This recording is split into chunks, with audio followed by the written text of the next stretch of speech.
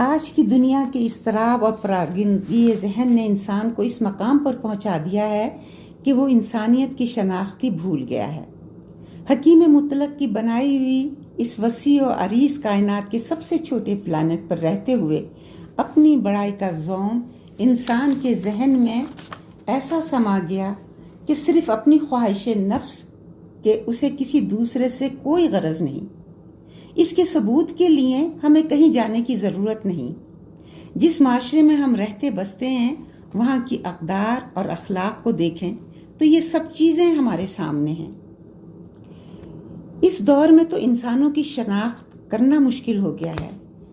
عورت اور مرد کا فرق مٹ گیا، برائی اور بھلائی کا معیار بدل گیا، پیسہ سب کا خدا بن گیا۔ اب جس شکل میں بھی یہ ملے اس کے لیے تن من سب کچھ لٹا دینا کامیابی سمجھا جاتا ہے۔ اس دوڑ میں مرد بھی بھاگ رہے ہیں، عورتیں بھی۔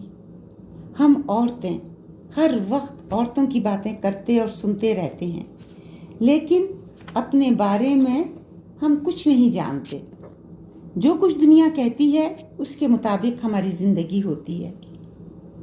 کہیں روتی پیٹتی، کہیں ظلم کی چکی میں پستی ذلیل و خوار ہوتی، اور کہیں ظالم و جابر زمین پر فتنہ و فساد کرتی ہماری ذات کی پہچان کرائی جاتی ہے کہ یہ عورت ہے۔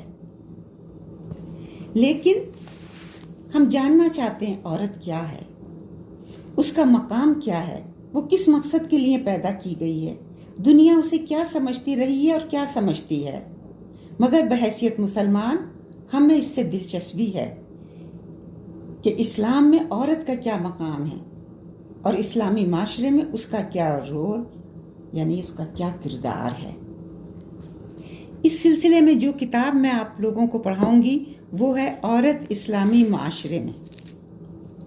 سید جلال الدین انصر عمری کی یہ گراں قدر تالیف ہے اور اس موضوع پر یہ ایک بلند پایہ کتاب ہے جس میں آپ نے نہایت خوبی سے عورت کا صحیح مقام پیش کیا ہے، قرآن و سنت کی روشنی میں، تاریخ و مذاہب اور دنیا کے مختلف ادوار اور تہذیب و تمدن کی روایات کے حوالوں سے۔ تو انشاءاللہ تعالی اس کتاب کو ہم شروع کرتے ہیں۔ عورت نصف انسانیت ہے، مرد انسانیت کے ایک حصے کی ترجمانی کرتا ہے تو دوسرے حصے کی ترجمانی عورت کرتی ہے۔ عورت کو نظر انداز کر کے نوع انسانی کے لیے جو بھی پروگرام بنے گا وہ ناقص اور ادھورا ہوگا۔ ہم کسی ایسی سوسائٹی کا تصور نہیں کر سکتے جو تنہا مردوں پر مشتمل ہو اور جس میں عورت کی ضرورت نہ ہو۔ دونوں ایک دوسرے کے یکساں محتاج ہیں۔ نہ عورت مرد سے بے پرواہ ہو سکتی ہے اور نہ مرد عورت سے بے نیاز۔ ان کے احتیاج کی نوعیت سماجی و معاشرتی بھی ہے اور جنسی و نفسیاتی بھی۔ ایک طرف اجتماعی زندگی ان سے مطالبہ کرتی ہے کہ وہ قدم سے قدم اور شانہ سے شانہ ملا کر کام کریں، دوسری طرف جنسی تقاضے ان کو مجبور کرتے ہیں کہ وہ ایک دوسرے کے دامن میں سکون اور اطمینان ڈھونڈیں۔ اجتماعی زندگی یعنی سوشل لائف کی ترقی اس وقت کرتی ہے، انسانی اجتماعی زندگی اس وقت ترقی کرتی ہے جبکہ دونوں کا سیاسی اور سماجی رشتہ بھی ٹھیک ہو، سیاسی اور سماجی رشتہ بھی ٹھیک ہو اور جنسی تعلق بھی صحیح ہو۔ عورت کی صحیح و جہد میں جو خلا رہ جائے اس کو مرد پورا کرے اور مرد کی دوڑ دھوپ میں جو نقص اور کمی ہو اس کو عورت پورا کرے۔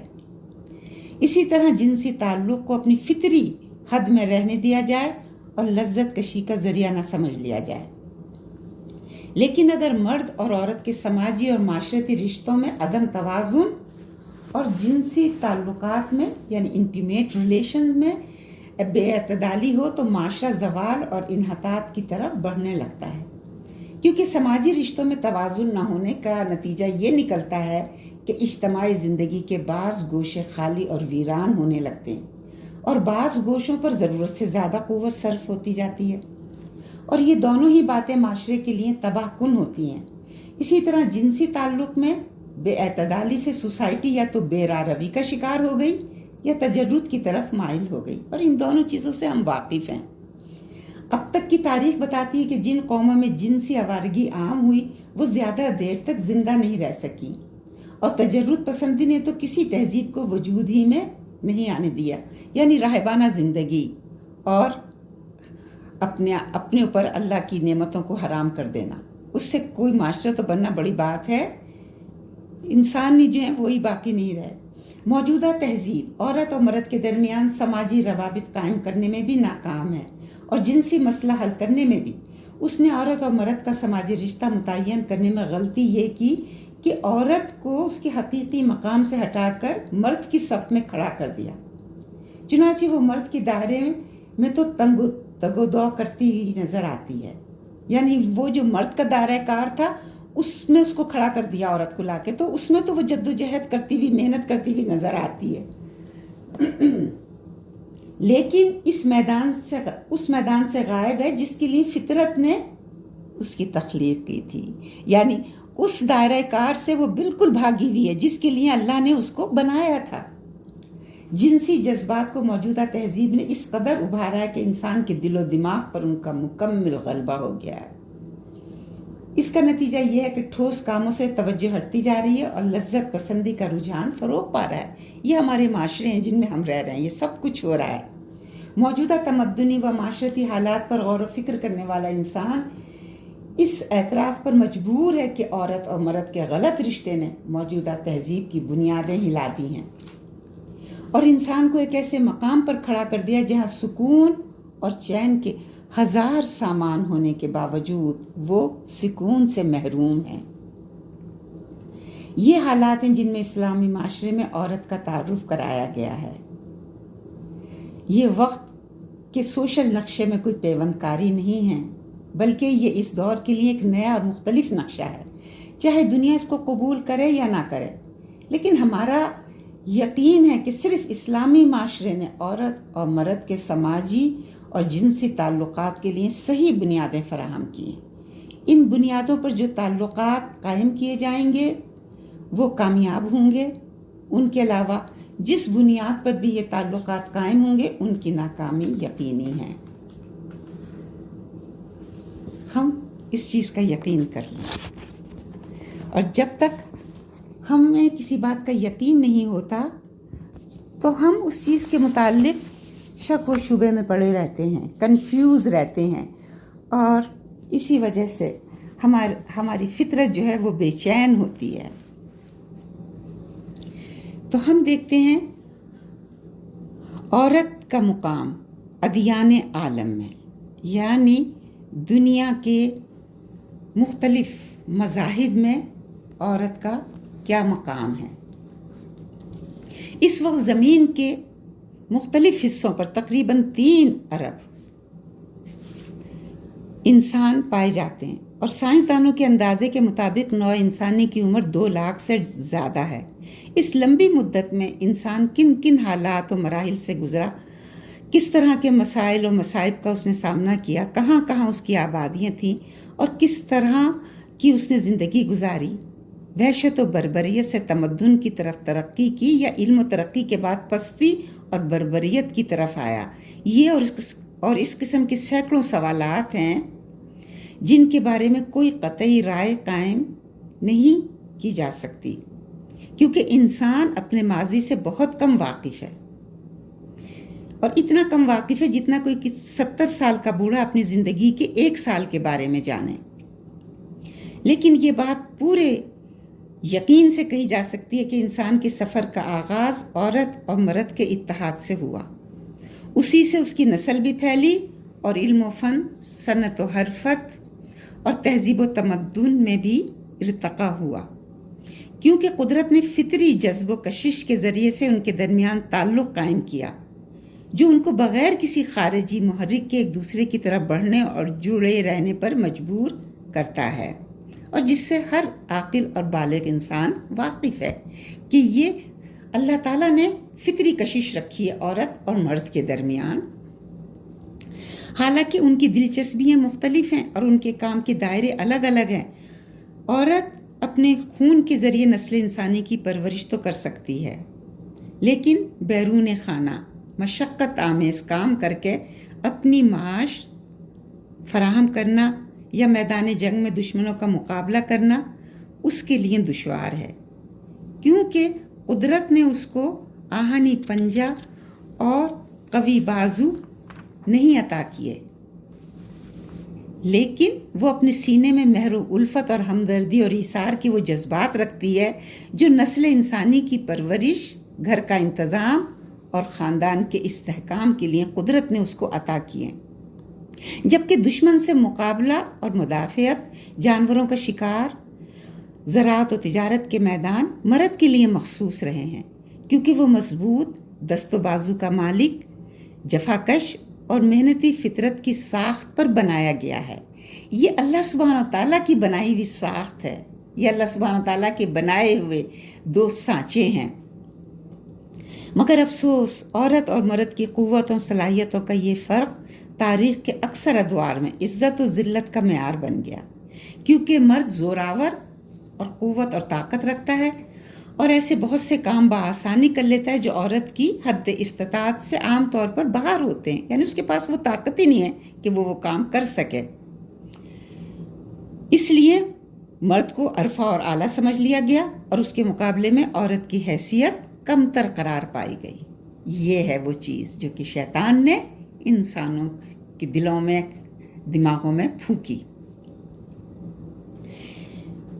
کیونکہ کہا گیا یہ کمزور ہے اور بہت سے معاملات میں یہ مرد کی دست نگر ہے، لہٰذا اس کو مرد سے کمتر خیال کرو، کمتر درجہ دیا گیا۔ چنانچہ وہ ممالک جو عدل و انصاف میں مشہور تھے اور جہاں سے دنیا کو درس اخلاق و تمدن دیے جاتے تھے اور انسانی حقوق کا پرچار کیا جاتا تھا، وہاں بھی مرد کی برتری مسلم حقیقت تھی اور عورت کو ذلت و حقارت کی نگاہ سے دیکھا جاتا تھا۔ عورتوں کو بھی جانوروں کی طرح خریدا اور بیچا جاتا تھا، حتیٰ کہ بعض اوقات اس کو ان حقوق سے بھی محروم کر دیا جاتا تھا جن سے ہر سانس لینے والا متنفس بہرہ مند ہوتا ہے۔ اب ہم دیکھتے ہیں کہ اور یہ تو پوری دنیا کا مجموعی طور پر نظریہ تھا، اس نے عورت کو یہی سمجھا، یہی مقام دیا کہ وہ ایک کم تر درجے کی مخلوق ہے اور مرد اس کا جسے کہنا چاہیے مالک ہے، وہ زوراور ہے، اس کو فوقیت حاصل ہے، اور عورت جو ہے وہ اس کی محکوم ہے۔ اب ہم تاریخ کی مختلف تہذیبوں کو دیکھتے ہیں کہ وہاں پر عورت کے ساتھ کیا سلوک تھا۔ عورت دور قدیم میں یعنی پرانے زمانے میں یونان، روم کی عظیم سلطنتیں ہیں، عظیم سویلائزیشنز ہیں ان کی، اس میں عورت کا کیا مقام تھا۔ قدیم تاریخ کے متعلق مستند معلومات یونانیوں رومیوں کے عہد سے ملتی ہیں۔ انہوں نے تہذیب و تمدن اور علوم و فنون میں اس قدر ترقی کی کہ اس کی بنیاد پر بہت سی تہذیبیں اور علوم وجود میں آئے، مگر اس کے باوجود ان کے عورت کا مقام بہت پست تھا۔ وہ اس کو انسانیت پر بار سمجھتے تھے۔ ان کے نزدیک اس کی زندگی کا مقصد خادمہ کی طرح گھر میں لوگوں کی خدمت کرنا تھا۔ ان کی نگاہ میں عورت کی جو وقت تھی اس کا اندازہ ان کے اس قول سے لگایا جا سکتا ہے، کوٹ، آگ سے جل جانے اور سانپ سے ڈسنے کا علاج ممکن ہے لیکن عورت کے شر کا مداوع محال ہے۔ پنڈورا نامی ایک عورت کی بابت ان کا اعتقاد تھا کہ وہی دنیا میں تمام مصائب و آفات کی جڑ ہے۔ لیکی نے اپنی کتاب تاریخ اخلاق یورپ میں لکھا ہے، بحیثیت مجموعی باعصمت یونانی بیوی کا مرتبہ بہت پست تھا، بہت گرا ہوا تھا۔ اس کی زندگی مدت العمر غلامی میں گزرتی تھی، بچپن میں والدین کی، جوانی میں اپنے شوہر کی، بیوگی میں اپنے بیٹوں کی وراثت میں طلاق کا حق اسے قانوناً ضرور حاصل تھا، مگر وہ اس سے کوئی فائدہ نہیں اٹھا سکتی تھی، کیونکہ عدالت میں اس کا اظہار یونانی ناموس و حیا کے منافی تھا۔ یعنی حق تو دیا ہوا تھا طلاق کا، لیکن وہ اس کے لیے منہ نہیں کھول سکتی تھی، کجا یہ کہ عدالت میں جائے، کیونکہ عدالت میں یہ بات شرم و حیا کے منافی سمجھی جاتی تھی کہ کوئی عورت جو ہے وہ طلاق مانگ رہی ہے. مگر وہ یونانی ناموس و حیا کے منافی تھا یہ خیال اس کا کہ وہ عدالت میں جا کے ان لوگوں کا کہ وہ عدالت میں جا کے طلاق مانگے گی. تو یہ جو یونان کی ناموس اور حیا تھی اس کے خلاف تھا. افلاطون نے بلا شبہ مرد اور عورت کی مساوات کا دعویٰ کیا، لیکن یہ صرف زبانی تعلیم تھی، عملی زندگی سے اس کا کوئی تعلق نہ تھا. ازدواج کا مقصد خالص سیاسی رکھا گیا، یعنی یہ کہ اس سے طاقتور اولاد پیدا ہو جو ملک کی حفاظت کے کام آئے. اور اسپارٹا کے قانون میں تو یہ تصریح موجود تھی کہ کم سن اور ضعیف القوا شوہروں کو اپنی کم سن بیویاں کسی نوجوان کے حوالہ عقد میں دے دینا چاہیے تاکہ فوج میں قوی سپاہیوں کی تعداد میں اضافہ ہو. استغفر اللہ. یعنی یہ قانون میں تھا ان کے کہ کم سن اور ضعیف جو لوگ ہو جاتے ہیں یا تو کم عمر ہوتے ہیں یا بوڑھے ہو جاتے ہیں زیادہ اور ان کی بیویاں جوان ہوتی ہیں تو وہ نوجوانوں سے ان کا نکاح کر دیں تاکہ وہ اچھے بچے پیدا کریں، قوی بچے پیدا کریں، پھر وہ بڑے ہو کر سپاہی بن کے ملک کی حفاظت کریں. رومی تہذیب میں بھی اس کی حالت کچھ بہتر نہ تھی. وہ اپنی ذات کے بارے میں کوئی فیصلہ نہیں کر سکتی تھی. باپ کو حق تھا کہ جہاں چاہے وہ بیٹی کی شادی کرے، بلکہ کر بھی دی جاتی تھی. اور اگر بیٹی نے وہ شادی کر لی ہے تو کری کرائی شادی توڑ دی جاتی تھی. پھر بعد کے زمانے میں یہ حق باپ کی طرف سے شوہر کی طرف منتقل ہو گیا اور اس کے اختیارات اتنے وسیع ہو گئے کہ وہ چاہے تو بیوی کو قتل کر سکتا تھا اور 20 سال تک طلاق کا کسی نے نام بھی نہیں 520 سال تک اور 520 سال تک طلاق کا کسی نے نام بھی نہیں سنا تھا. لیکن رومی عورت کے بارے میں بتاتا ہے کہ وہ کسی عہدے کی اہل نہیں سمجھی جاتی تھی، اس کی گواہی کا کوئی اعتبار نہیں تھا اور رومی سلطنت میں اسے قانونی طور پر کوئی حق حاصل نہیں تھا. البتہ اس کی طبعی کمزوریوں کی وجہ سے رومی سلطنت میں اس کو بعض سہولتیں بھی دی گئی تھیں. اللہ اکبر. یعنی جو فطری اس کی کمزوریاں ہوتی ہیں اس کی وجہ سے کچھ رعایات دے دی گئی تھیں. اس میں بھی کوئی شک نہیں کہ بعد کے ادوار میں رومیوں نے عورتوں کو کچھ حقوق بھی دیے، لیکن مرد کے برابر درجہ اسے کبھی نہیں ملا. یہ یونان اور روم کی عورت تھی. عرب کی عورت دیکھتے ہیں اب ہم. تہذیب و تمدن کے مرکزوں میں جب عورت کی یہ حالت تھی تو ہم اندازہ کر سکتے ہیں کہ تمدن نہ آشنا، یعنی وہ لوگ جن کے پاس تمدن ہی نہیں تھا، انہوں نے تمدن اور سویلائزیشن دیکھی ہی نہیں تھی، یعنی عرب. وہاں پر عورت کا کیا مقام تھا. ہم دیکھتے ہیں کہ قبل از اسلام عرب میں جو عورت کا مقام تھا اور لڑکی کی پیدائش ان کے لیے جو غم و اندوہ کا پیام تھی، اس کی خوبصورت تصویر کشی قرآن نے کی ہے. سورہ النحل میں اللہ سبحانہ تعالیٰ فرماتے ہیں کہ جب ان کو کسی لڑکی کی پیدائش کی خبر دی جاتی تھی تو ان کے چہروں پہ کلونس چھا جاتی تھی اور ان کے دل غم سے گھٹتے تھے اور کہتے تھے کیا اس ذلت کو لیے رہیں یا اس کو مٹی میں دفن کر دیں. اور پھر آپ لوگوں کو خوب اچھی طریقے سے پتہ ہوگا کہ وہاں پر زندہ بچیوں کو دفن کرنے کی رسم بھی تھی. جب ان میں سے کسی کو لڑکی کی خبر دی جاتی ہے تو اس کا چہرہ سیاہ پڑ جاتا ہے اور وہ غم سے گھٹنے لگتا ہے. اس خبر کو وہ کس حد تک اپنے لیے برا سمجھتا تھا کہ اپنی قوم سے چھپتا پھرتا ہے اور سوچ میں پڑ جاتا ہے کہ آیا ذلت برداشت کرتے ہوئے اس کو باقی رکھے یا زیر زمین دفن کر دے.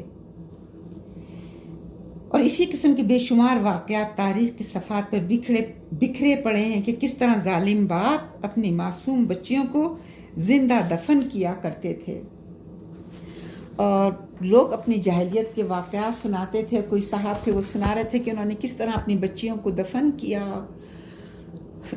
اور کسی اور نے اپنی بچی کو دفن کرنے کا واقعہ سنایا اور نبی کریم صلی اللہ علیہ وسلم رو رہے تھے. زاروں قطار آپ کی ریش مبارک آنسوؤں سے تر ہو گئی. اور پھر وہ لوگ اگر اس مظلوم صنف کو زندہ بھی رکھتے تو اس سے تمام حقوق زندگی سلب کر لیتے. شادی کی کوئی حد نہیں تھی، جتنی عورتوں سے چاہتے شادی کرتے. آج لوگ اعتراض کرتے ہیں. سب سے بڑا مغرب کو جو اسلام کا عیب نظر آتا ہے وہ کہتے 4 شادیوں کی اجازت، 4 شادیاں. جہالت میں تو لوگ شادیاں ہی نہیں کرتے تھے، پھر جو شادیاں کرتے تھے بے شمار شادیاں کرتے تھے، طلاقیں دیتے تھے. جب عدت پوری ہو جاتی تھی تو بجائے اس کے کہ ان کو جانے دیتے ان کو پھر روک لیتے تھے. یہ ظلم ہوتا تھا ان کے ساتھ. اسلام نے تو آ کے ان چیزوں کو لمٹ کیا. چنانچہ شادی کی کوئی حد ہی نہیں تھی، جتنی عورتوں سے چاہتے شادی کرتے. اس طرح طلاق پر بھی کوئی حد نہیں تھی. مرد جب چاہتا جتنی مرتبہ چاہتا طلاق دیتا اور عدت ختم ہونے سے پہلے رجوع کر لیتا. اس طرح ساری زندگی وہ عورت کی زندگی اجیرن کر دیتا. بیوہ شوہر کے بعد اس کے ورثہ، جو مرنے والے کے ورثہ ہوتے، وہ عورت بھی ان کی تحویل میں چلی جاتی. اس کے مال سے اسے محروم کر دیتے اور بعض اوقات کم سن لڑکے بڑے ہونے تک اس کا نکاح روکے رکھتے تاکہ وہ اس سے شادی کر سکیں. سوتیلی ماں سے شادی کرنا ان کے نزدیک معیوب نہیں تھا. وراثت میں اس کا کوئی حصہ نہیں تھا. خوبصورت زیر کفالت یتیم لڑکی سے خود نکاح کر لیتے اور اس کا مہر بھی نہیں ادا کرتے. یہ اور اس قسم کی بہت سی ناروا حرکتیں وہ عورت کے ساتھ روا رکھتے تھے. اب ہم دیکھتے ہیں یورپ میں عورت کا کیا حال تھا. یورپ اور عورت. یورپ جو اس وقت مساوات مرد و زن یورپ جو اس وقت مساوات مرد و زن یعنی عورتوں کی مساوات کا سب سے بڑا دعوے دار بنا ہوا ہے. 1 صدی پہلے تک وہاں عورت مرد کے ظلم و ستم کا نشانہ بنی ہوئی تھی اور وہاں کوئی قانون نہ تھا جو مرد کی زیادتیوں کو روکتا. عورت کسی قسم کا معاملہ کرنے میں آزاد نہیں تھی. عورت کی اپنی کوئی انفرادی شخصیت نہیں تھی. وہ مرد کی ذات کا ایک جز سمجھی جاتی تھی. نان و نفقہ کا کوئی قانون نہیں تھا. مرد چاہتا تو عورت کو حق وراثت سے محروم کر سکتا تھا، مگر وہ بیوی کی جائیداد کا جائز حقدار سمجھا جاتا تھا. حتیٰ کہ اس کو اس بات کی بھی اجازت نہیں تھی عورت کو کہ وہ خود کما کر اپنی ذات پر خرچ کرے اور اپنی پسند سے شادی کرے. لڑکیاں ماں باپ کی ملکیت ہوتی تھیں جو ان کے لیے تجارت کا ذریعہ بنتی تھیں. یعنی والدین اپنی مرضی سے جہاں چاہتے ان کی شادیاں کرتے، جو قیمت چاہتے وہ وصول کرتے. تاریخ یورپ کو دیکھیں تو معلوم ہوتا ہے کہ زیادہ عرصے کی بات نہیں جب باپ بیٹی کو جہاں چاہتا فروخت کر ڈالتا تھا اور عورت شوہر کی مرضی کے بغیر کچھ نہیں کر سکتی تھی. اس بارے میں انگلستان کا قانون عورت کی حیثیت اتنی بھی نہیں باقی رہنے دیتا جو اکثر ممالک میں غلاموں کی تھی. انگلستان کے قانون میں عورت کی اتنی بھی حیثیت نہیں تھی. اب یہ تو تہذیبوں میں عورت کا حال تھا. اب ہم دیکھتے ہیں کہ مذاہب میں عورت کس مقام پر تھی، یا مذاہب کی نظر میں دنیا میں جو مذاہب تھے عورت کی کیا حیثیت تھی. یونان ہو یا روم، عرب ہو یا عجم، یورپ ہو یا ایشیا، ہر جگہ عورت مظلوم ہی رہی ہے. اس کی پوری تاریخ مظلومیت کی داستان ہے. حد یہ کہ مختلف زمانوں میں انبیاء جو تعلیمات لے کر آئے اس کا مطلب بھی غلط ذہنوں نے یہ سمجھنا شروع کر دیا کہ عورت سے تعلق نہ رکھا جائے، اس سے کنارہ کشی اور دوری اختیار کی جائے، کیونکہ اس سے ربط و تعلق کے گناہ اگر عورت سے ربط و تعلق رکھا جائے گا تو یہ گناہ اور معصیت سے اس کو قریب کر دے گا. اور جیسے جیسے یہ تصور بڑھتا گیا عورت سے نفرت و بیزاری میں اضافہ ہوتا گیا. اسے شیطان کا ایجنٹ اور معصیت کا دروازہ، عورت کو شیطان کی ایجنٹ اور معصیت کا دروازہ کہا گیا. اس سے تعلق کو تقوی کے خلاف اور گناہ سے قریب سمجھا گیا. اس طرح عورت گھر میں اور معاشرے میں ایسی گناہ گار اور مجرم تھی جسے حقارت اور ذلت سے دیکھا جاتا تھا. ہمیں پتہ ہے کرسچینٹی میں آپ دیکھیے کہ جو عورت کے ساتھ کرتے تھے، یہ ننز جو ہوتی ہیں کیا یہ شادیاں تو نہیں کرتی، یہ جو وہاں پہ چرچ میں جو لوگ ہوتے ہیں وہ شادی تو نہیں کرتے، اور اس کے پیچھے کیا کچھ کرتے ہیں وہ علیحدہ داستان ہے. یہودیت میں بنی اسرائیل نے تورات کی تعلیمات میں جب تحریفات کی اور بہت سی دوسری خود ساختہ رسومات و نظریات اور عقائد کے ساتھ عورت کے بارے میں بہت سارے دوسرے عقائد جو انہوں نے تبدیل کیے اپنے عقیدے کو، اور بہت سارے دوسرے نظریات اور رسومات اور عقائد اس میں پیدا کیے، تو انہوں نے عورت کے بارے میں بھی اپنا نظریہ اللہ کی ہدایت کے علاوہ ایک قائم کر لیا. اللہ کی ہدایت کو چھوڑ کر عورت کے بارے میں انہوں نے ایک نظریہ قائم کر لیا، اور ان کا نظریہ یہ تھا کہ مرد نیک سرشت اور نیک کردار ہے اور عورت بدطینت اور مکار ہے۔ اب آپ یہ بتائیے کہ اللہ کی کتاب اور اللہ کے رسولوں کو ماننے والے یہ بات کہہ رہے ہیں۔ نسل انسانی کے پہلے فرد حضرت آدم جنت میں عیش و راحت کی زندگی گزار رہے تھے کیونکہ وہ خدا کے فرما بردار تھے، لیکن ان کی بیوی حوا نے انہیں سب سے پہلے خدا کی نافرمانی پر اکسایا اور ان کو ایسا پھل کھلایا جس کے کھانے سے انہیں خدا نے روکا تھا۔ نتیجہ یہ ہوا کہ وہ خدا کی نعمتوں سے محروم کر دیے گئے اور ان کو مشقت اور تکلیف کی زندگی نصیب ہوئی۔ عہد نامہ قدیم ہے کہ جب خدا تعالیٰ نے حضرت آدم سے دریافت کیا، کیا تو نے اس درخت کا پھل کھایا جس کی بابت میں نے تجھے حکم دیا تھا کہ اسے نہ کھانا؟ تو آدم نے جواب دیا کہ جس عورت کو تو نے میرے ساتھ کیا ہے اس نے مجھے اس درخت کا پھل دیا اور میں نے کھایا۔ تو اس کے بعد اللہ تعالیٰ نے حوا سے کہا، میں تیرے درد حمل کو بہت بڑھاؤں گا، تو درد کے ساتھ بچہ جنے گی اور تیری رغبت اپنے شوہر کی طرف ہوگی اور وہ تجھ پر حکومت کرے گا۔ یہ ان کی کتاب پیدائش باب 3 میں ہے۔ اور آپ کو یہ پتہ ہے، یہ آپ لوگ جانتے ہوں گے، یہ پڑھتے بھی ہوں گے، بلکہ ہم لوگ تو حوالے بھی دیتے ہیں اس بات کے۔